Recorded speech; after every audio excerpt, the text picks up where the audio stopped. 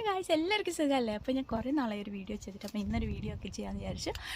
നല്ല സൂര്യപ്രകാശമൊക്കെ ഉള്ള നല്ല കാലാവസ്ഥയാണ്. ഞാനിരിക്കുന്നത് നമ്മുടെ ഗാർഡനിലാണ്. ഗാർഡൻ എന്ന് വെച്ച് കഴിഞ്ഞാൽ നമ്മൾ കുറേ വെജിറ്റബിളൊക്കെ നട്ടിട്ടുണ്ട്. അപ്പോൾ വെജിറ്റബിളിൻ്റെ ഇടയ്ക്കാണ് നമ്മൾ കുറേ ഫ്ലവേഴ്സൊക്കെ വെച്ചിട്ടുണ്ട്, നല്ല ബീസൊക്കെ വരാൻ വേണ്ടിയിട്ട്. അപ്പോൾ നമ്മളുടെ എന്തൊക്കെയുണ്ട് ഈ പ്രാവശ്യം ഞങ്ങൾ നട്ടേക്കുന്നത്.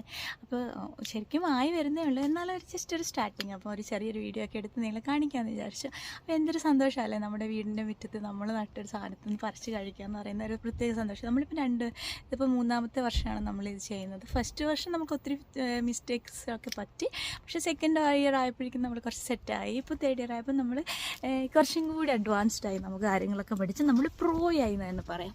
അപ്പോൾ നമുക്ക് സംശയമൊക്കെ നമ്മൾ യൂട്യൂബിലും അതിലേക്ക് നോക്കിയിട്ട് നമ്മൾ പഠിക്കും. ഇത് പലതരം ബീൻസും പയറുകളും ഒക്കെ ഉണ്ട് ഇവിടെ നട്ടേക്കുന്നു.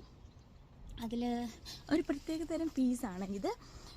ഓൾറെഡി ഞാനൊരു പൊട്ടിച്ച് കൈ പിടിച്ചിട്ടുണ്ട്, അതേരെ കാണിക്കാം.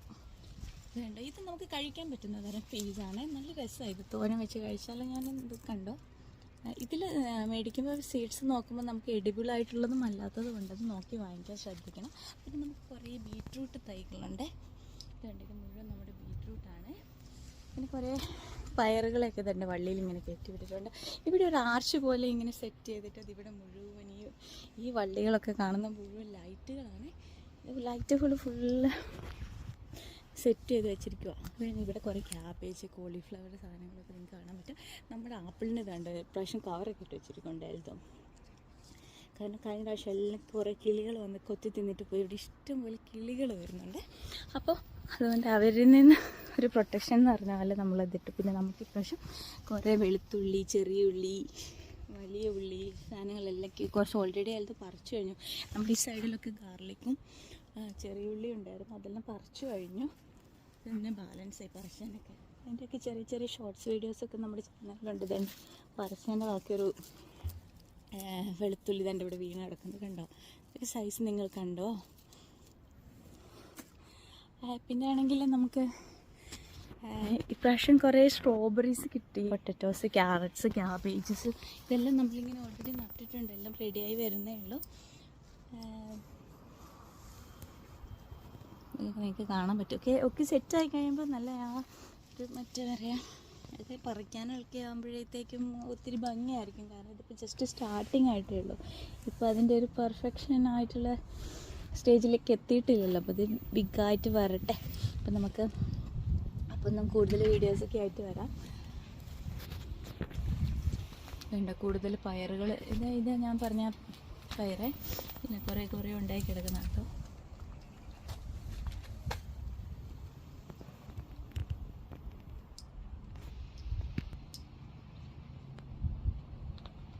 പിന്നെ കുറേ പേര് റീൽസിലൊക്കെ ചെയ്തിട്ടുള്ളത് ഇത് വെച്ചിട്ട് ചമ്മന്തി ഉണ്ടാക്കിയിട്ട് മാങ്ങ പോലെ ഉണ്ടെന്നൊക്കെ പറഞ്ഞിട്ട് മാങ്ങ ചമ്മന്തി അരച്ച പോലെ ഉണ്ടെന്നൊക്കെ പറഞ്ഞിട്ട് കുറേ റീൽസൊക്കെ കണ്ടായിരുന്നു. ഇതാണ് കേട്ടോ, നമ്മളും ഉണ്ടാക്കി നോക്കിയിട്ടുണ്ട്. റീൽസ് കണ്ടിട്ട് ഇത് നല്ല രസം ഉണ്ടായിരുന്നു. ഓൾമോസ്റ്റ് സെയിം മാങ്ങ ചമ്മന്തി, ഒരു പുളിയൊക്കെ ഉള്ള ഒരു മാങ്ങ ചമ്മന്തിയൊക്കെ കഴിക്കുന്ന രുചി ഉണ്ടായിരുന്നു. ഇതുകൊണ്ട് സോസൊക്കെ ഉണ്ടാക്കാൻ പറ്റും. അതുപോലെ ഒരുപാട് റെസിപ്പീസൊക്കെ ചെയ്യാൻ പറ്റുന്ന ഒരു സാധനമാണ് ഇതൊരു തരം ഗൂസ്ബെറീസാണ്. വലുതായിട്ടില്ല, ഉണ്ടോ, മുള്ളൊക്കെ ഉള്ള തരം പ്രത്യേക തരം ഗൂസ്ബെറീസാണ്. കളറ് കണ്ടോ, പച്ചയും ഈ കളറും ഒക്കെ ഉണ്ട്. അപ്പം ഞാൻ വിചാരിച്ചു വന്ന് നിങ്ങളെ കുറച്ച് ഞാൻ കളക്ട് ചെയ്ത് വെച്ച കുറച്ച് ക്ലിപ്സും കൂടി ഇതിനകത്ത് ആഡ് ചെയ്തിട്ട് കാണിക്കുകയാണെങ്കിൽ കുറച്ചും കൂടി നിങ്ങൾക്ക് കാണാൻ എന്തെങ്കിലും ഉണ്ടാവുമെന്ന്. എന്തായാലും നമ്മൾ പ്രോഗ്രാം വൈൻഡപ്പ് ചെയ്യാൻ പോലെ. അപ്പോൾ നമുക്ക് അന്ന് ഞാൻ കഴിഞ്ഞ ദിവസം പറിച്ചെന്ന് പറഞ്ഞാൽ കുറച്ച് വെളുത്തുള്ളികളൊക്കെ നമുക്ക് ഇഷ്ടം പോലെ കിട്ടിയത് നമ്മളിപ്പോൾ ഉണക്കാൻ വേണ്ടി വെച്ചേക്കാണ്. പിന്നെ നമുക്ക് ചെറിയ ഉള്ളിയുണ്ട്. പിന്നെ ആണെങ്കിൽ നമ്മൾ ഈ സ്ട്രോബെറീൻ്റെ ഇത് കാണുമ്പോൾ നിങ്ങൾ വിചാരിക്കും എന്തൊരു വൃത്തിയായിട്ട് പരിപാടി കാണിക്കുന്നതെന്ന്. കാരണം ഇതുണ്ടോ, നമ്മുടെ ഈ പാലിൻ്റെ വരുന്ന കുപ്പിയാണേ. പക്ഷെ ഞങ്ങളത് ഭയങ്കര ഈസി ആയിട്ടത് നമുക്ക് ആ ഫെൻസിൽ അറ്റാച്ച് ചെയ്യാൻ പറ്റും. ഭയങ്കര സോഫ്റ്റ് പ്ലാസ്റ്റിക് ആയതുകൊണ്ട്.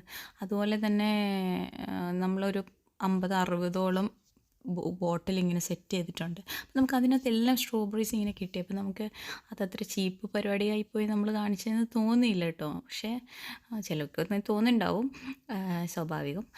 പിന്നെ ഇതെന്ന് വെച്ചാൽ നമുക്ക് കോളിഫ്ലവർ ഒരെണ്ണം നേരത്തെ ഉണ്ടായി പ്രാവശ്യം, അതാണിത്. പിന്നെ ഇതൊക്കെയാണ് നമ്മൾ ഓൾറെഡി ചെയ്തു വെച്ചിരിക്കുന്ന കാര്യങ്ങളെന്ന് പറഞ്ഞത്.